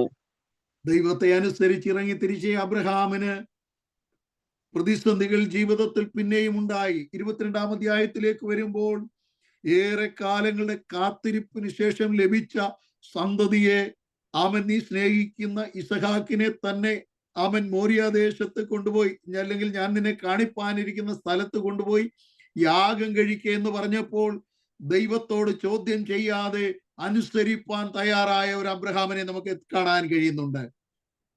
और आगे की आयतों में हम पढ़ के आएंगे तो बहुत समय के बाद आमीन, परमेश्वर का वचन अब्राहम के पास फिर से पहुंचता है कि तू जो प्रेम करने वाला तेरा संतान इसहाक जो है, उसे मोरिया के पर्वत पर ले जाकर मेरे लिए बलिदान कर देना। തന്റെ മകനെ യാഗപീഠത്തിന്മേൽ അർപ്പിച്ചിട്ട് അവൻ നീതീകരണം പ്രാപിച്ചു എന്ന് കാണുവാൻ കഴിയുന്നുണ്ട്. ദൈവത്തിന്റെ സ്നേഹിതൻ എന്ന് താൻ പേര് പ്രാപിച്ചു. ആമൻ, സ്തോത്രം. എന്റെ ദാസനായ അബ്രഹാമിനോട് അറിയിക്കാതെ ഞാൻ വല്ല കാര്യവും ചെയ്യുമോ എന്ന് ദൈവം ചോദിക്കുന്നതായിട്ട് നമുക്ക് കാണാൻ കഴിയുന്നുണ്ട്. അങ്ങനെയെങ്കിൽ ദൈവത്തെ അനുസരിച്ചിറങ്ങി തിരിച്ചിരിക്കുന്ന ദൈവത്തിന്റെ പൈതലെ, ജീവിതത്തിന്റെ മുൻപിൽ പ്രതിസന്ധികളോ ഭാരങ്ങളോ വെല്ലുവിളികളോ കൂടെ ഇറങ്ങി തിരിച്ചവർ പലപ്പോഴും പ്രതികൂലമായി മാറുന്ന സാഹചര്യങ്ങളോ മുൻപോട്ടുള്ള ഗമനത്തിന് തടസ്സമായി തീരുന്ന അവസ്ഥകളോ ഒക്കെ ഉണ്ടായിത്തീർന്നേക്കാം. വിശ്വാസത്തിന്റെ പരിശോധന ജീവിതത്തെ പലപ്പോഴും തളർത്തിക്കളയുമെന്ന് തോന്നുമ്പോഴും അതിന്റെ നടുവിൽ പതറാതെ ദൈവശബ്ദത്തിന് വേണ്ടി കീഴ്പ്പെട്ടാൽ, ആമൻ സ്തോത്രം, ഒരു ആമൻ സ്തോത്രം അബ്രഹാമിന് വേണ്ടി, ഒരു ആമൻ ഹല്ലേലൂയ ആ ഇസഹാക്കിന് വേണ്ടി ആമൻ ദൈവം കരുതിയതുപോലെ നമ്മെയും കരുതുവാൻ, നമ്മെ പരിപാലിപ്പാൻ നമ്മുടെ ദൈവം വിശ്വസ്തനാണ്. ആമൻ, അബ്രഹാം ദൈവത്തെ അനുസരിച്ചിട്ടാണ് ദൈവത്താലുള്ള നീതീകരണം പ്രാപിച്ചതും. അങ്ങനെ ആമൻ അബ്രഹാമിന്റെ പേര് ആമൻ പുതിയ നിയമത്തിന്റെ ആദ്യത്തെ ഇതിൽ വരുവാൻ ഇടയായി തീർന്നു.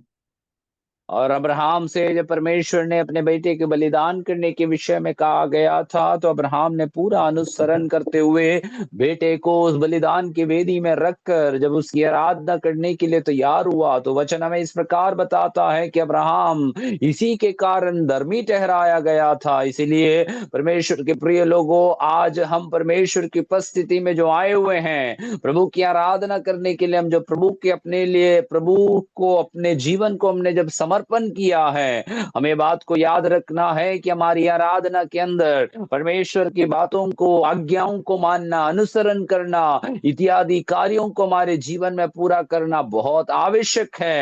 और ऐसे हम जब करते हैं तो परमेश्वर का आमीन सामर्थ्य और प्रभु का अनुग्रह और परमेश्वर की वायदा हमारे जीवन में हम प्राप्त कर सकते हैं। अब्राहम परमेश्वर का अनुसरण किया, इसीलिए नए नियम में उसकी बातों को या उसके नाम उस पुस्तक की पहली आयतों में हम देख सकते हैं। ദൈവത്തെ പൂർണ്ണമായി അനുസരിച്ച ഒരു അബ്രഹാമിന്റെ പേര് പുതിയ നിയമത്തിന്റെ ആരംഭത്തിൽ ചേർക്കപ്പെട്ടെങ്കിൽ, കർത്താവിനെ സ്നേഹിപ്പാൻ ദൈവത്താൽ വിളിക്കപ്പെട്ടു എന്നും ദൈവത്തോട് അനുസരണമുള്ളവരായി മുൻപോട്ട് പോകാൻ ഒരുക്കപ്പെടുന്ന നമ്മുടെ പേര് ജീവന്റെ പുസ്തകത്തിൽ രേഖപ്പെടുത്തപ്പെടും എന്നും രേഖപ്പെടുത്തപ്പെട്ടിരിക്കുന്നു എന്നും ഉറച്ച ആമൻ വിശ്വാസത്തോടെ മുൻപോട്ട് പോകാൻ നമുക്കിടയാകട്ടെ. और परमेश्वर का अनुसरण किया हुआ अब्राहम का नाम नए नियम की पुस्तकों में उसका नाम लिखा गया है। तो हम जो परमेश्वर की आराधना करने के लिए परमेश्वर का अनुसरण करते हुए हम अपने जीवन को ले चलते हैं, हमारा नाम उस जीवन का पुस्तक में लिखा गया है। ये बात को हम फिर से सुनिश्चित करना जरूरी है। എന്തുകൊണ്ട് ദാവീദിന്റെ പേര് പുതിയ നിയമത്തിന്റെ ആരംഭത്തിൽ വന്നു എന്നുള്ളതിനെ കുറിച്ചുകൂടെ ചിന്തിച്ചിട്ട് നമുക്ക് മുൻപോട്ട് പോകാം. और क्यों दाऊद का नाम इस नए नियम की पहली आयतों में डाला गया है, इसके बारे में हम मनन करते हुए आगे बढ़ेंगे। 2 ശമൂവേലിന്റെ പുസ്തകം 12-ാം അധ്യായം നാം പഠിക്കുമ്പോൾ അവിടെ 17-ാം വാക്യത്തിൽ ആമൻ സ്തോത്രം ഉപമയിലൂടെ നാഥാൻ പ്രവാചകൻ ചെന്ന് ദാവീദിനോട് തന്റെ ജീവിതത്തിന്റെ പരാജയത്തെ കുറിച്ച് ബോധ്യപ്പെടുത്തി സംസാരിച്ചപ്പോൾ ആമൻ സ്തോത്രം തിരിച്ചറിഞ്ഞ് ആ മനുഷ്യൻ മരണയോഗ്യനെന്ന് പറഞ്ഞ് ആ വ്യക്തി ആരെന്ന് ആമൻ സ്വയം നീതീകരണത്തിനായി ആമൻ ചിന്തിക്കുമ്പോൾ ആ മനുഷ്യൻ നീ തന്നെ എന്ന് പറഞ്ഞപ്പോൾ ദൈവസന്നിധിയിൽ നെടുമ്പാട് വീണ് അനുതപിച്ച ഒരു ദാവീദിനെ നമുക്കിവിടെ കാണാൻ കഴിയുന്നുണ്ട്. पुराने नियम में 2 शमूएल उसके 17वें अध्याय में जब हम पढ़ते हैं तो दाऊद पाप करने के पश्चात नातान नबी जो है वो उसके पास आकर एक उपमा के रूप में जब उसने किए हुए कार्यों को जब कहते हैं, दाऊद नबी से कहता है कि उस व्यक्ति जो है मृत्यु दंड के योग्य रहेगा।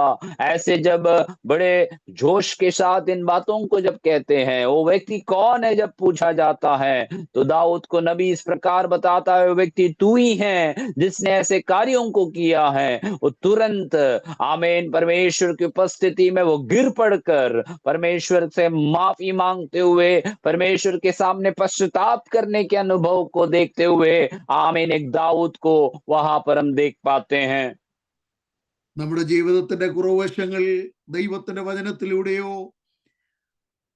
ദൈവദാസന്മാരിൽ കൂടെയോ ഇടപെടുമ്പോൾ സംസാരിക്കുമ്പോൾ നാം അതിനോട് തിരസ്കരിക്കുന്ന അതിനെ തള്ളിക്കളയുന്ന അനുഭവമല്ല, അതിനു മുൻപാകെ ദൈവസന്നിധിയിൽ നമ്മെ തന്നെ സമർപ്പിക്കപ്പെടുമ്പോഴാണ് ദൈവത്തിന്റെ പ്രസാദം നമ്മിൽ വരുവാനിടയാകുന്നത്.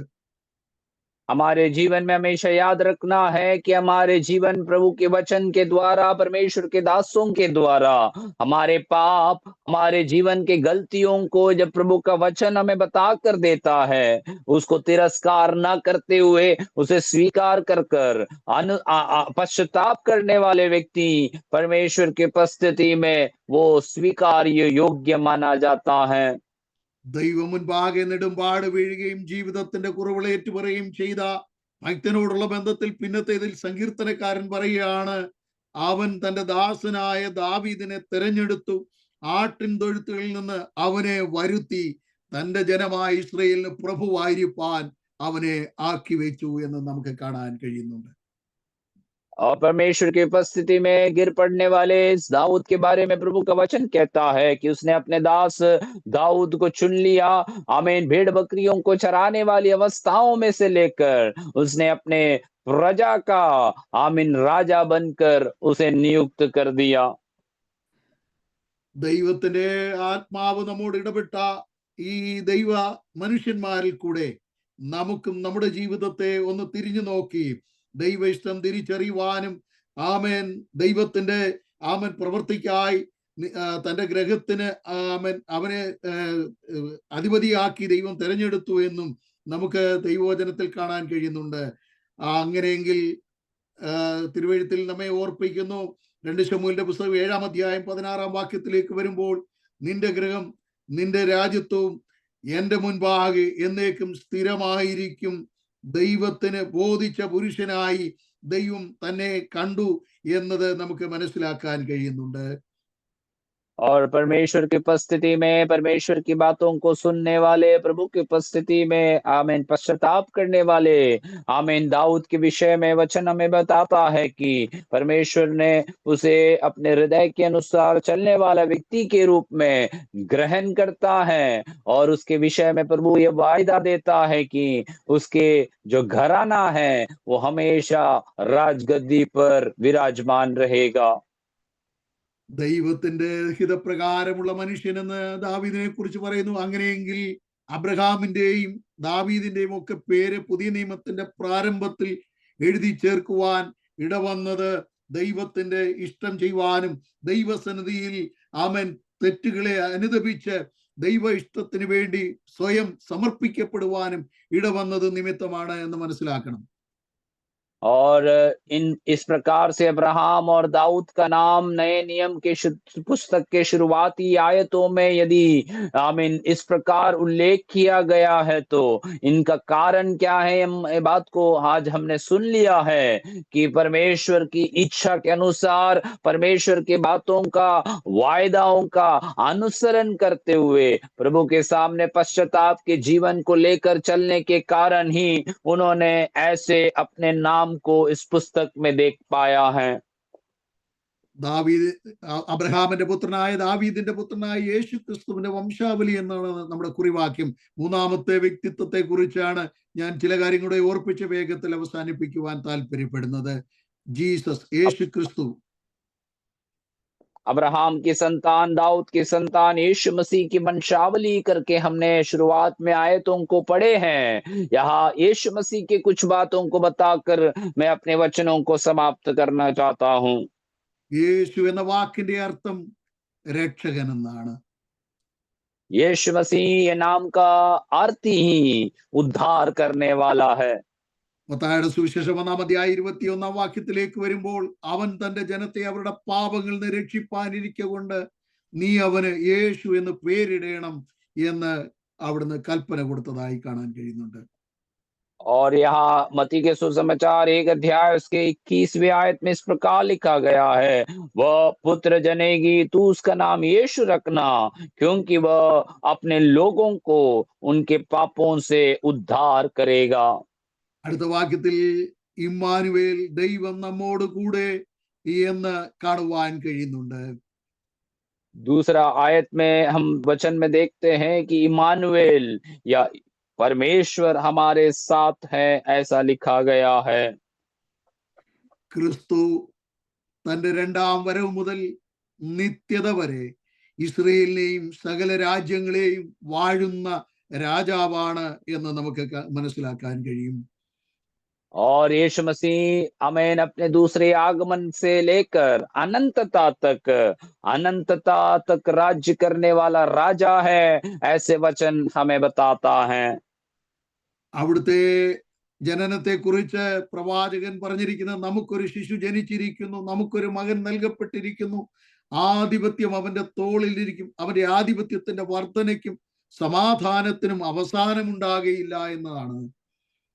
और यीशु मसीह के जन्म के विषय में भविष्यवक्ता इस प्रकार कहता है कि हमारे लिए एक शिशु जन्मा गया है, हमारे लिए एक प्रभुता करने वाला आ चुका है, वो राज्य और सारी शक्ति उसके कंधों पर रहेगी। ലൂക്കോസിന്റെ സുവിശേഷം 1-ാം അധ്യായം 32-ാം വാക്യത്തിൽ അത്യുന്നതന്റെ പുത്രൻ എന്ന് വിളിക്കപ്പെടും എന്ന് കാണുവാൻ കഴിയുന്നുണ്ട്.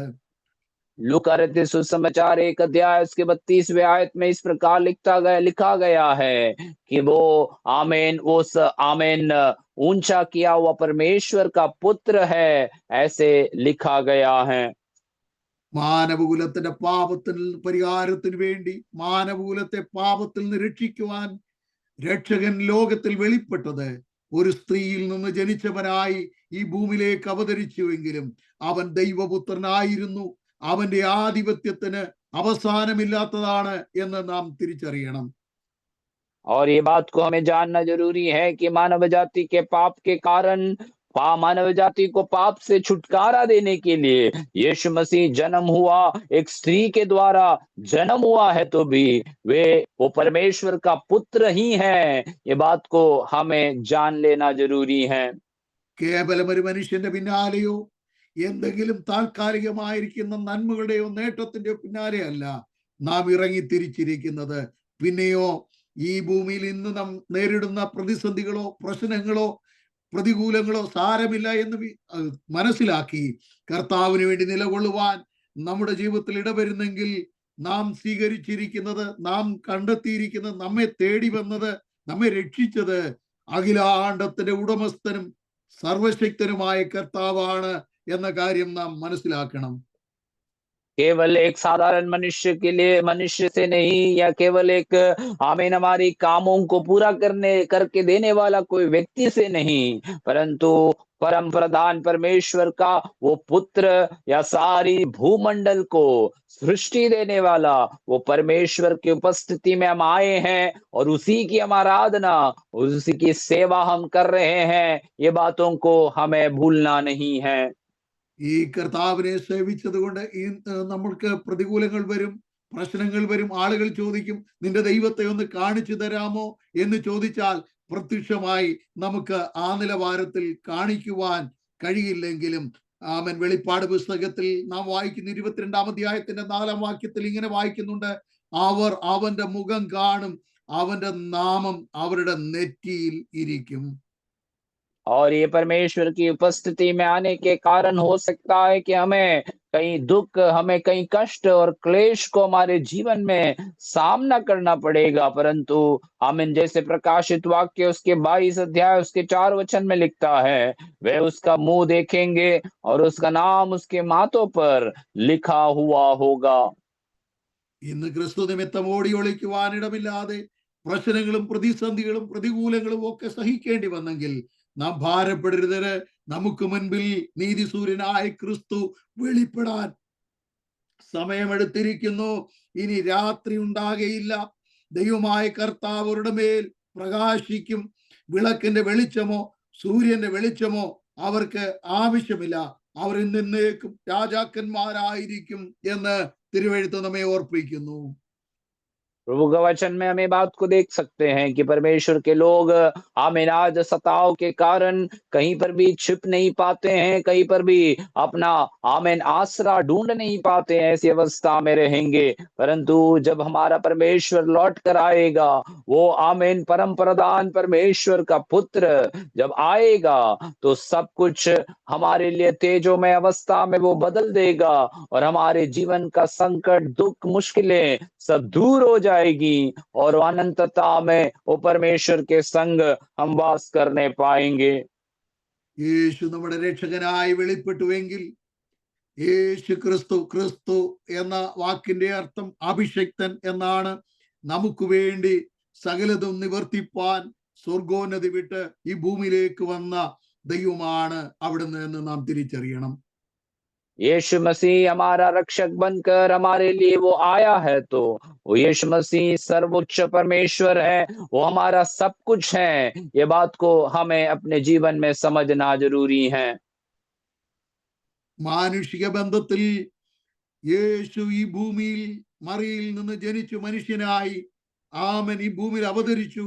30 വയസ്സ് വരെ മാതാപിതാക്കൾക്ക് കീഴ്പ്പെട്ടിരുന്നു. 30-ാം വയസ്സിൽ കർത്താവിന്റെ കൽപ്പന യോർദാനിൽ അനുസരിച്ചു കഴിഞ്ഞപ്പോൾ അവിടുത്തെ മേൽ ആത്മാവ് ഇറങ്ങി വന്നു എന്ന് നാം കാണുന്നു. मानसिक संबंध से हम देखेंगे तो यीशु मसीह इस संसार में एक स्त्री के द्वारा जन्म लिया और 30 उम्र तक अपने माता पिता के अनुसरण में वे आमीन अपने परिवार के साथ रहे और उसके पश्चात वे परमेश्वर की आज्ञा को पालन करते हुए यरदन के उस पानी में बपतिस्मा लेकर परमेश्वर की सारी व्यवस्था को अपने जीवन में उसने पूरा किया। അവിടുത്തെ ആഗമനം മാനുഷികമായിരുന്നു എന്ന് ചിന്തിക്കുന്നെങ്കിൽ അവൻ ജഡത്തിൽ വെളിപ്പെട്ടു, ജഡത്തിൽ കഷ്ടമനുഭവിച്ചു, അനന്തരം ദൈവത്തിന്റെ ഇഷ്ടം നിവർത്തിച്ച് അഭിഷക്തനായി മനുഷ്യന്റെ രക്ഷയ്ക്ക് വേണ്ടി സ്വർഗോന്നതികളിലേക്ക് കയറിപ്പോയി ഇന്നും പിതാവിന്റെ വലത്തുഭാഗത്ത് നമുക്ക് വേണ്ടി മധ്യസ്ഥമണയ്ക്കുന്നു എന്ന് നാം തിരിച്ചറിയുക. और ये बात को हमें समझना ज़रूरी है कि यीशु मसीह मानव जाति के रूप में आमीन मनुष्यों के बीच में आमीन जो देहधारी हुआ तो वे मानव जाति के पाप के खातिर अपने अपने अपने जो पाप है अपने कंधों पर लेकर हमारे लिए वो क्रूस पर मरकर हमारे लिए अनंतता में वो इंतजार करने वाला वो परमेश्वर है। അവൻ സ്വന്തത്തിലേക്ക് വന്നു, സ്വന്തമായവരവനെ കൈക്കൊണ്ടില്ല എന്ന് തിരുവെഴുത്ത് രേഖപ്പെടുത്തപ്പെട്ടിരിക്കുന്നു. അപ്പോസ്തല പ്രവൃത്തി 2-ാം അധ്യായം നാം പഠിക്കുമ്പോൾ അതിന്റെ 36-ാം വാക്യത്തിൽ ഇവിടെ ഇങ്ങനെ വായിക്കുന്നുണ്ട്, ആകയാൽ നിങ്ങൾ ക്രൂശിച്ച ഈ യേശുവിനെ തന്നെ ദൈവം കർത്താവും ക്രിസ്തുവും ആക്കി വെച്ചിരിക്കുന്നു എന്ന് ഇസ്രായേൽ ഗൃഹമൊക്കെയും നിശ്ചയമായും അറിഞ്ഞുകൊള്ളട്ടെ. और वे प्रभु का वचन में इस प्रकार लिखता है कि वो अपनों के लिए आए लेकिन अपनों ने उसको नहीं किया। आमीन। प्रेरितों के काम उसके दूसरे अध्याय उसके 36वें आयत में इस प्रकार लिखते हैं कि तुमने जो यीशु मसीह जो परमेश्वर था उसको आमीन पत्थर मार कर उसको क्रूस पर चढ़ाकर उसको मार दिया गया, लेकिन वो परम प्रधान परमेश्वर का पुत्र है, ये तुमको जान लेना जरूरी है। തുടർന്ന് 38-ാം വാക്യത്തിലേക്ക് വരുമ്പോൾ, നസറായ യേശുവിനെ ദൈവം പരിശുദ്ധാത്മാവിനാലും ശക്തിയാലും അഭിഷേകം ചെയ്തും ദൈവം അവനോട് കൂടെ ഇരുന്നത് കൊണ്ട് അവൻ നന്മ ചെയ്തും പിശാചു ബാധിച്ചവരെ ഒക്കെയും സൗഖ്യമാക്കുകയും ചെയ്തുകൊണ്ട് സഞ്ചരിച്ചു എന്ന് തിരുവെഴുത്ത് നമ്മെ കാണിക്കുന്നു. അങ്ങനെയെങ്കിൽ ഈ ദുഷ്ടലോകത്തിൽ നമുക്ക് ജീവിക്കുവാൻ മുൻപോട്ടുള്ള ഗമനത്തിന് പരിശുദ്ധാത്മാവിന്റെ അഭിഷേകവും ശക്തിയും നിറവും നമ്മുടെ ജീവിതത്തിൽ ആവശ്യമാണ്. അങ്ങനെയെങ്കിൽ മാത്രമേ ഈ ദുഷ്ടലോകത്തിൽ നമുക്ക് വിശ്വാസ അനുഭവത്തിൽ നിലനിൽക്കുവാൻ കഴിയുകയുള്ളൂ എന്ന് നാം മനസ്സിലാക്കണം. और परमेश्वर का वचन में हम ये बात को देखते हैं कि प्रभु के लोग आमीन यीशु मसीह के जीवन में जीवन कथा के बारे में वचन इस प्रकार कहता है कि वे आमीन दुष्ट आत्माओं को बाहर निकालते हुए अनेक अद्भुत कार्यों को करते हुए अपने सेवकाई को आगे जारी रखा। और प्रभु का वचन हमें ये साफ बताता है ये केवल और केवल परमेश्वर की आत्मा का सामर्थ के द्वारा ये किया गया था। तो ऐसा है तो हमारे जीवन में भी हमें याद रखना है कि इस दुष्ट संसार में हमें आगे बढ़ना है तो परमेश्वर के लिए हमारे जीवन को आमीन उस पवित्र आत्मा का सामर्थ के लिए हमें समर्पित करना है, और उस सामर्थ के साथ हम आगे बढ़ेंगे तो ही हम एक जयवंत जीवन जी पाएंगे। അവിടുത്തെ ഈഹലോക ജീവിതത്തിൽ ദൈവത്തിന്റെ കൽപ്പന അനുസരിച്ച് കഴിഞ്ഞപ്പോൾ ആത്മാവ് പ്രാപെന്ന പോലെ അവിടുത്തെ മേലേക്ക് ഇറങ്ങി വന്നു എന്ന് നാം കാണുന്നു. यीशु मसीह के संसारिक जीवन में जब परमेश्वर की आज्ञाओं को उसने अपने जीवन में प्राप्त किया आमीन माना, तो वहां पर हम देखते हैं कि यीशु के ऊपर पवित्र आत्मा के रूप में उस कबूतर को उतरता हुआ हम देख सकते हैं। നമ്മുടെയും ക്രിസ്തീയ ജീവിതത്തിൽ നിലനിന്ന് മുൻപോട്ട് പോകാൻ കഴിയണമെങ്കിൽ പരിശുദ്ധാത്മാവിന്റെ നിറവ് നമുക്ക് ആവശ്യമാണ്. യോഹന്നാന്റെ സുവിശേഷം 3-ാം അധ്യായത്തിന്റെ 34-ാം വാക്യത്തിലേക്ക് വരുമ്പോൾ ഈ കർത്താവ് ആമൻ അഭിഷിക്തനായ ദൈവം ആമൻ തന്നിൽ വിശ്വസിക്കുന്ന തന്റെ ജനത്തിന് ആത്മാവിനെ അളവ് കൂടാതെ കൊടുക്കുന്നു എന്ന് നമുക്ക് കാണാൻ കഴിയുന്നുണ്ട്. हमारे भी जीवन में हमें ये बात को याद रखना है कि हमारे इस जीवन में जयवंत जीवन हमें जीना है तो पवित्र आत्मा को वो सामर्थ को हमारे जीवन में हमें अनुभव करते हुए हमें आगे बढ़ना बहुत जरूरी है। यूहन्ना 3:34 में इस प्रकार लिखा है, क्योंकि जिससे परमेश्वर ने भेजा है यह परमेश्वर की ये बातें कहा जाता है कि वो अपने आत्मा को आमीन बिना नाप कर वो देते हैं।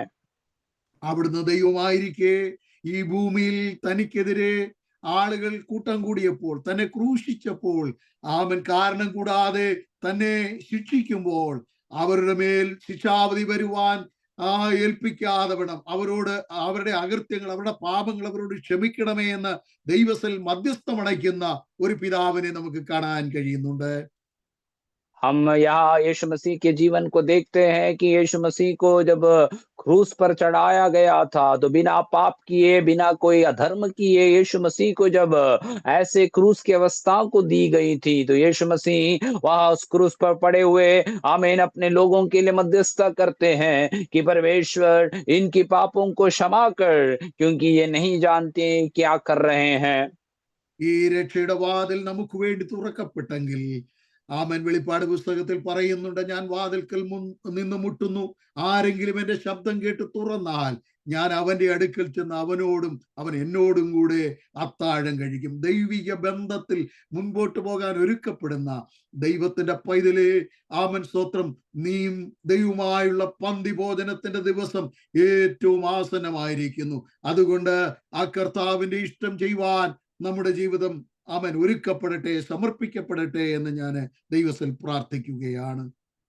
और परमेश्वर का वचन इस प्रकार, आमीन, इस प्रकार कहते हैं कि मैं देखो द्वार पर आकर खटखटाता हूँ, कोई यदि मेरी आवाज को सुनकर अपने द्वार को खोले तो मैं उनके साथ आकर, वो मेरे साथ और मैं उनके साथ वो अंतिम भोजन को खाऊंगा। तो ऐसा है तो परमेश्वर के प्रिय लोगों, हमारे भी जीवन में ऐसा एक अच्छा अवसर हमें मिलने पाए कि हम यीशु मसीह के साथ उस अनंतता में, उस अंतिम भोज में हम और आप शामिल होने पाए।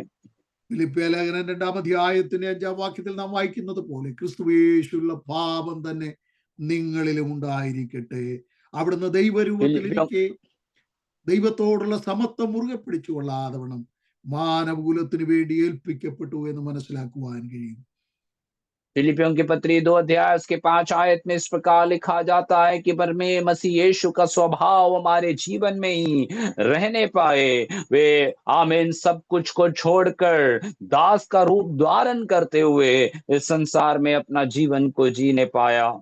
11-ാം വാക്യത്തിൽ വായിക്കുന്നു, യേശു ക്രിസ്തു കർത്താവെന്ന് പിതാവായ ദൈവത്തിന്റെ മഹത്വത്തിനായി ഏറ്റുപറയുകയും ചെയ്യേണ്ടി വരും. ആമൻ. നമ്മുടെ കർത്താവ്, ആമൻ സ്തോത്രം, നമുക്ക് വേണ്ടി, ആമൻ സ്തോത്രം, ഈ ഭൂമിയിൽ വെളിപ്പെട്ടു. കാലാകാലങ്ങളായി നമ്മെ രക്ഷിച്ചു. നമ്മെ തന്റെ പുത്രത്വത്തിലേക്കും നിത്യരാജ്യത്തിന്റെ അംശികളാക്കി നമ്മെ തിരഞ്ഞെടുത്തിരിക്കെ, ജീവിതത്തിൽ വരാവുന്ന എല്ലാ പരാജയങ്ങളിൽ നിന്നും, തെറ്റുകുറ്റങ്ങളിൽ നിന്നും, ദുഷിച്ച വഴികളിൽ നിന്നും തിരിഞ്ഞ് മറ്റുള്ളവരെ നോക്കാതെ, പ്രതികൂലങ്ങളെ ഭയപ്പെടാതെ കൃപയിൽ മുൻപോട്ട് പോകാൻ ദൈവമായ കർത്താവ് നമ്മെ സഹായിക്കട്ടെ. അങ്ങനെയെങ്കിൽ നിത്യതയിൽ നമുക്ക് ഒരുമിച്ച് കർത്താവിനോട് കൂടെ വാഴുവാൻ, കർത്താവിനെ മുഖാമുഖമായി കണ്ട് സന്തോഷിപ്പാൻ, നമ്മുടെ രക്ഷകൻ നമുക്ക് വേണ്ടി ഈ ലോകത്തിൽ വെളിപ്പെട്ടത് എന്തിനെന്ന്, ആമൻ സ്തോത്രം, ഹല്ലേലൂയ, അതിന്റെ ആഴങ്ങൾ തിരിച്ചറിഞ്ഞ് മുന്നേറാൻ സ്വർഗത്തിലെ ദൈവം നമ്മെ സഹായിക്കട്ടെ എന്ന് പറഞ്ഞുകൊണ്ട് ഞാൻ എൻ്റെ വാക്കുകൾ ഇവിടെ ചുരുക്കുകയാണ്.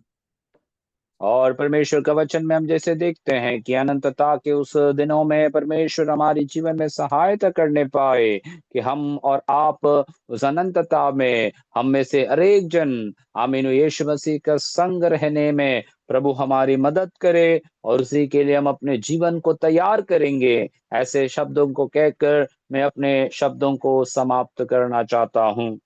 അബ്രഹാമിന്റെ പുത്രനായ ദാവീദിന്റെ പുത്രനായ യേശു ക്രിസ്തുവിന്റെ വംശാവലി കൃപയാൽ, ആമൻ സ്തോത്രം, രൂത്തിനും രാഹാബിനും മറ്റു പ്രിയപ്പെട്ടവർക്കും ലഭിച്ചതുപോലെ യേശു ക്രിസ്തുവിന്റെ കുടുംബത്തിലെ, ആമൻ, ആ ക്രൂശിന്റെ, ആമൻ ചുവട്ടിലെ കുടുംബത്തിൽ, ക്രൂശിലെ കുടുംബത്തിന്റെ അംഗമായി തീരാൻ നമുക്ക് ഭാഗ്യം ലഭിച്ചതോർത്ത് ഞാൻ ദൈവത്തിന് സ്തോത്രം ചെയ്യുകയും നിങ്ങളെ എല്ലാവരെയും കർത്താവ് ധന്യകരമായി അനുഗ്രഹിക്കുകയും സഹായിക്കുകയും ചെയ്യട്ടെ എന്ന് പ്രാർത്ഥിക്കുകയും ചെയ്യുന്നു.